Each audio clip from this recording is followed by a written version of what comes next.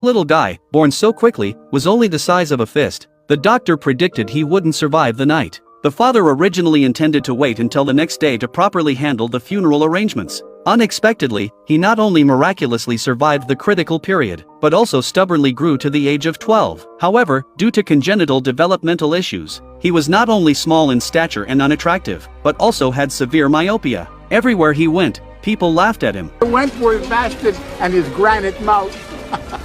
But what crushed Simon the most wasn't the mockery of strangers. It was the bullying from his classmates. They would toss him around like a beach ball, passing him in the air from one to another. Simon's cries didn't earn him any sympathy from the teacher, but instead, he was scolded for disrupting the class. He thought this humiliating life would never end. But this little boy, whose dignity had been so wantonly trampled upon, would soon become a hero revered by everyone. Simon's only friend was Joe. He was the most handsome guy in class. He never made fun of Simon for his flaws, and instead treated him like his best brother. Whenever they had free time, Joe would ride his modified bike, taking Simon around to explore. Their favorite place was the clear lake in the outskirts. Simon loved diving underwater, holding his breath. Joe would stand by, carefully timing him. While they were practicing holding their breath by the lake, they noticed two girls rowing by. They started talking to Joe. Joe got distracted and forgot Simon was still holding his breath underwater. When Simon finally surfaced, struggling for air, Joe realized his mistake. To cheer Simon up, Joe lied, saying he had broken a record. Simon happily turned around, but then froze.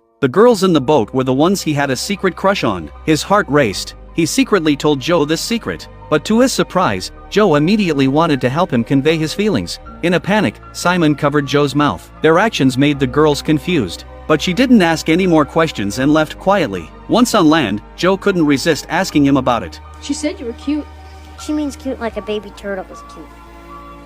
Girls don't kiss baby turtles. Though Simon was a little disappointed, he soon regained his usual optimism. He believed that God must have a special mission for him since he was created this way. Joe, though not religious, never criticized Simon's faith. He was proud of Simon for having such strong belief. But Simon didn't expect that his special mission would unfold at a huge cost. Joe grew up in a single-parent family, but his mother, Rebecca, never revealed who his father was. This left Joe puzzled for years. Rebecca was always kind to Simon. Because of his physical condition, Simon's biological parents had always treated him coldly, but Rebecca respected him. When the weather started to cool, she would knit him a sweater. Even though it wasn't perfectly made, to Simon, it was more precious than any expensive gift. Whenever Simon was ridiculed by others, Look at this kid. It's the friggin' Hobbit. Nah, it's Thumbelina. Rebecca's encouraging words always helped him regain his confidence.